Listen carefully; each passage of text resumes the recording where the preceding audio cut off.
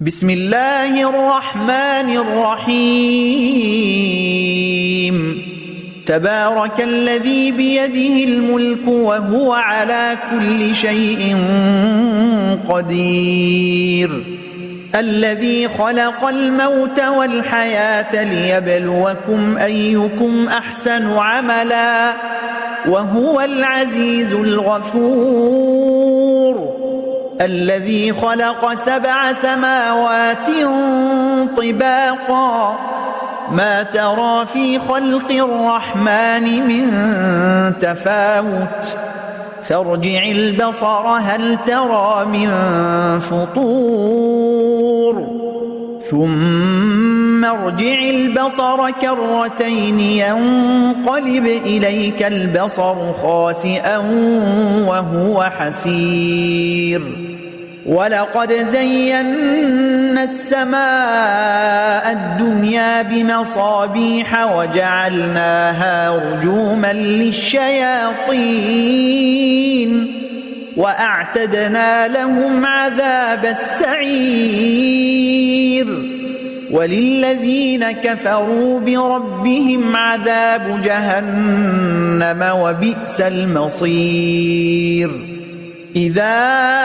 ألقوا فيها سمعوا لها شهيقا وهي تفور تكاد تميز من الغيظ كلما ألقي فيها فوج سألهم خزنتها ألم يأتكم نذير قالوا بلى قد جاءنا نذير فكذبنا وقلنا ما نزل الله من شيء إن أنتم إلا في ضلال كبير وقالوا لو كنا نسمع أو نعقل ما كنا في أصحاب السعير فاعترفوا بذنبهم فسحقا لأصحاب السعير إن الذين يخشون ربهم بالغيب لهم مغفرة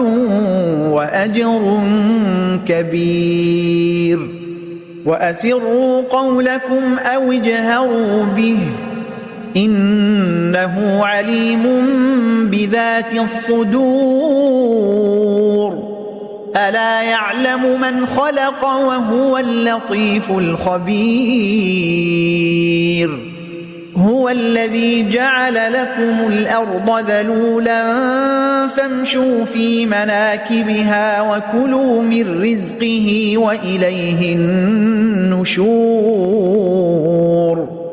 أأمنتم من في السماء أن يخسف بكم الأرض فإذا هي تمور أم أمنتم من في السماء أن يرسل عليكم حاصبا فستعلمون كيف نذير ولقد كذب الذين من قبلهم فكيف كان نكير أولم يروا إلى الطير فوقهم صافات ويقبضن ما يمسكهن إلا الرحمن إنه بكل شيء بصير أمن هذا الذي هو جند لكم ينصركم من دون الرحمن إن الكافرون إلا في غرور أمن هذا الذي يرزقكم إن أمسك رزقه بل لجوا في عتو ونفور أفمن يمشي مكبا على وجهه أهدى أمن يمشي سويا على صراط مستقيم قل هو الذي أنشأكم وجعل لكم السمع والأبصار والأفئدة قليلا ما تشكرون قل هو الذي ذرأكم في الأرض وإليه تحشرون ويقولون متى هذا الوعد إن كنتم صادقين قل إنما العلم عند الله وإنما أنا نذير مبين فلما رأوه زلفة سيئت وجوه الذين كفروا وقيل هذا الذي كنتم به تدعون قل أرأيتم إن أهلكني الله ومن معي أو رحمنا فمن يجير الكافرين من عذاب أليم قل هو الرحمن